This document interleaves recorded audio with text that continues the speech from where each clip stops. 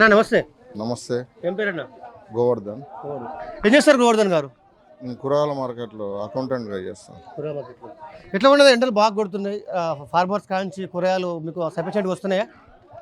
చాలా తగ్గినాయి ఈ మధ్యనే. ఎండలు బాగా కొడుతున్నాయి కదా, అంత ఇదివరకు ఉన్నంత దిగుబడి అయితే లేదు. చాలా తగ్గినాయి కూరగాయలు మాత్రం. అంటే ఇక చూస్తుంటే వచ్చిన ఎండలు బాగుంటాయి కాబట్టి కూరగాయలు ఇంకా రేట్ ఎక్కువ ఉంటుంది. ఎక్కువ కావచ్చు. మనకు ఇప్పుడు లోకల్లో కూరగాయలు అయితే చాలా వరకు తగ్గినాయి. మొత్తం ఆధారం అయితే బయట నుంచి రావాల్సిందే. టమాటా రాయలసీమ నుంచి, మిర్చి బెంగళూరు, క్యారెట్, బిన్నీస్ అవి మొత్తం బెంగళూరు నుంచి రావాల్సిందే. బహుశా ఇక్కడ ఈ ఎండ ప్రభావం వల్ల నీళ్ళు గిట్లా మనకు సరిగా గ్రౌండ్ వాటర్ మొత్తం తగ్గినాయి. దానివల్ల కూరగాయల మీద చాలా ఎఫెక్ట్ పడ్డది. లోకల్ కూరగాయలు మొత్తం చాలా తగ్గినాయి. రాబోయే కాలానికి కూరగాయల రేట్లు చాలా పెరుగుతాయి. ఏం లేదన్న, కేంద్రంలో పార్లమెంట్ ఎలక్షన్స్ నడుస్తున్నాయి. కాంగ్రెస్ వర్సెస్ బీజేపీ మధ్యలో పోటీ నడుస్తున్నది. భారతదేశం డెవలప్మెంట్ కావాలంటే ఏ పార్టీ అధికారంలోకి వస్తే డెవలప్మెంట్ అవుతుంది అనుకుంటున్నాను? ముఖ్యంగా ఆలోచించాల్సిన విషయం ఏంటంటే, పార్లమెంటు ఎలక్షన్లు అనేది దేశ సంరక్షణకు, దేశ భద్రతకు సంబంధించినవి. మనం దాన్ని దృష్టిలో పెట్టుకొని మనం ఓటు హక్కు వినియోగించుకోవాలి ప్రతి పౌరుడు.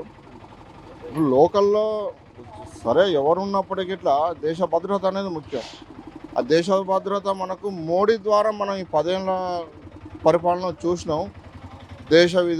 విదేశాంగ రక్షణ కానీ, బార్డర్లో సైనికుల విషయంలో కానీ ఎన్నో విషయాలు, గొప్ప విషయాలు గత ప్రభుత్వాలు చేయని ఎన్నో కార్యక్రమాలు మోడీ గవర్నమెంట్ తీసుకొచ్చి పరిపాలన మనకు 10 ఏళ్ళ పరిపాలన మనం చూసినాం.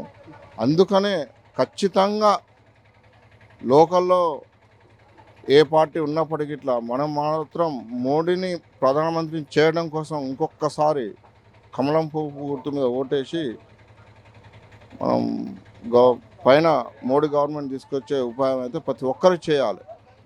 అంటే కేంద్రంలో దేశం డెవలప్మెంట్ కావాలన్నా, ఏ రంగా డెవలప్మెంట్ కావాలన్నా కూడా కేంద్రంలో మోడీ సర్కార్ అవసరం అంటారు. ఖచ్చితంగా అండి. ఎందుకంటే మనం ఒక ఇల్లు కడుతున్నాం అంటే పునాది, ఒక పిల్లర్స్ ఎంత ముఖ్యమో, భారతదేశం సుభిక్షంగా ఉండాలంటే పైన గవర్నమెంట్ అనేది సుస్థిరంగా ఉండాలి. ఉంటేనే కానీ మనం ఇక్కడ